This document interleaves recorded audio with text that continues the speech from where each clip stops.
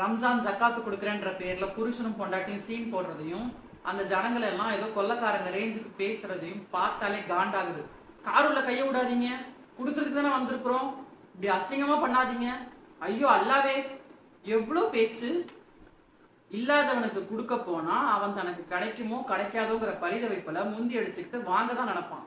இத பொறுத்துக்க முடியலன்னா நீ என்ன புடுங்கிறதுக்கா போனாங்க? இவன் கூப்பிட்டு பொருளை வாங்க வந்தவங்கள ஏதோ பிச்சைக்காரங்க ரேஞ்சுக்கு நடத்தி நக்கல் அடிச்சு ஜக்காத்தோட மாண்பையே கெடுத்து வச்சிருக்கான் இந்த தற்குறி. அதையே தில்ல வீடியோ எடுத்து போட்டு காசு பாக்குறது, கண்டென்ட் ஆக்குறது, கான்ட்ரோவர்சி கிரியேட் பண்ணி அதுலயே மஞ்ச குளிக்கிறதுன்னு முழு கார்பரேட் வியாபாரியா மாறி நிக்கிறான். வறுமையில இருக்கிறவங்களுடைய தன்மானத்துல சிறு கீரல் கூட விழுந்துடாம செய்யறதுக்கு பேர் தான் உதவி.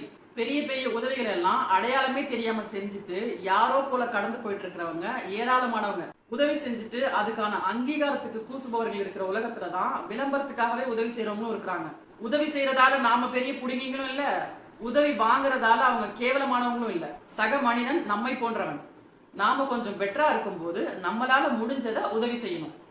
அதுக்கு பேர் தான் மனிதாபிமானம். அது செய்யலனா கூட மூடிக்கிட்டு இருக்கலாம். லட்சங்கள்ல சம்பளம் வாங்குறவங்களும் கோடிகள்ல சொத்து வச்சிருக்கவங்களும் கூட ஒருத்தருக்கு உதவின்னு கேட்டா செய்யறது இல்ல. அப்படிப்பட்ட ஆட்களையும் பார்த்திருக்கேன். மாசம் 10,000 சம்பளம் வாங்கிட்டு எம் பங்குன்னு அவங்களால முடிஞ்சத உதவியா செய்யற நல்லுள்ளம் கொண்டவங்களையும் பார்த்திருக்கேன். உதவிங்கிறது உண்மையிலேயே அது அவங்களுக்கு அத்தியாவசிய தேவை. அதை செஞ்சா அவங்களுக்கு பெரிய உதவியா இருக்கும்னு நாம நினைக்கிறதுனால அதை செய்யறோம். இவன் ஏதோ பெரிய இங்கிலாந்து இளவரச மாதிரியும் இளவரசிய கூட்டிக்கிட்டு தேர்ல நகர்வலம் போற மாதிரியும் கார்ல உட்காந்துக்கிட்டு நாய்களுக்கு பிஸ்கெட் தூக்கி போடுற மாதிரி போட்டுட்டு அதையும் வீடியோவா போட்டு நக்கல் அடிக்கிற அந்த பரதேசிய என்ன சொல்ல? உதவிங்கிறது நம்ம மனசுல இருந்து செய்யணும்.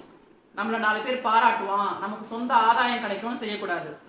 அந்த மனநிலையில இருந்தா என்னைக்காவது ஒரு நாள் கண்டிப்பா நம்மளுடைய ஒரிஜினல் முகம் வெளியே வந்துடும்.